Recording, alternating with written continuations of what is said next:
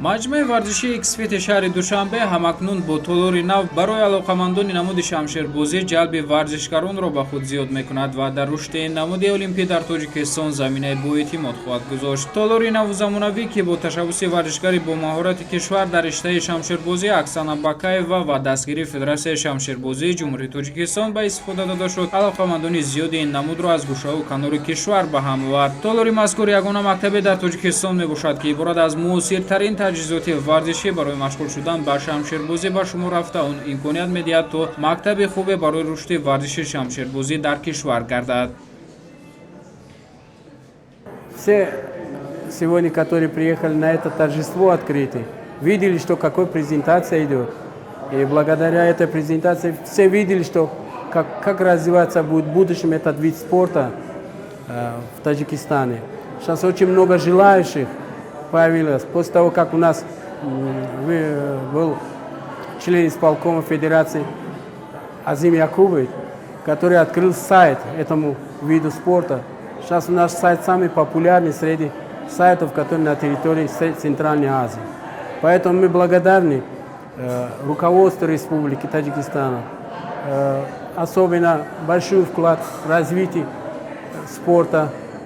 Большой вклад уделяет президент нашей страны, Имом Али Рахмон, и мэр города, который ничего не жалеет для спортсменов. Все, что по мере возможности, они помогают нашей федерации. дар расми ифтитоҳи толори мазкур президенти Федератсияи шамшербозии Тоҷикистон Тураи Абдураҳмон, намоядагони дигар мактабҳои шамшербозӣ аз хориҷи кишвар ва алоқамандони ин намуди варзиш ширкат доштанд. Зикр гардид, ки аз намуди шамшербозӣ дар замони Иттиҳоди Шӯравӣ варзишгарони зиёде ба воя расиданду муаррифгари Тоҷикистон ба шумор мерафтанд. Дар баробар ин бо талошҳои ҳукумати кишвар дар замони соҳиби истиқлолӣ узви мунтахаби шамшербозии варзишгарони зиёде гардиданд, ки ҷоизадори мақомҳои ифтихорӣ дар мусобиқаҳои сатҳи байналмилалӣ гардиданд. Сегодня у нас прошла очень интересная презентация, были показательные выступления, мы рассказали о нашем клубе, где мы находимся, как будут проходить тренировки, сколько раз в неделю. Мы открываем фехтовальный клуб на оружии «Шпага» и приглашаем всех спортсменов, всех желающих, и взрослых, и детей заниматься этим замечательным видом спорта. Спасибо большое Федерации фехтования за поддержку в открытии этого клуба, также руководству фитнес-комплекс X-Fit Premium, где мы находимся. Нам выделили очень хорошее помещение, которое мы оборудовали по последним технологиям спортивного фехтования. Поэтому всех желающих приглашаем в наш клуб заниматься, тренироваться.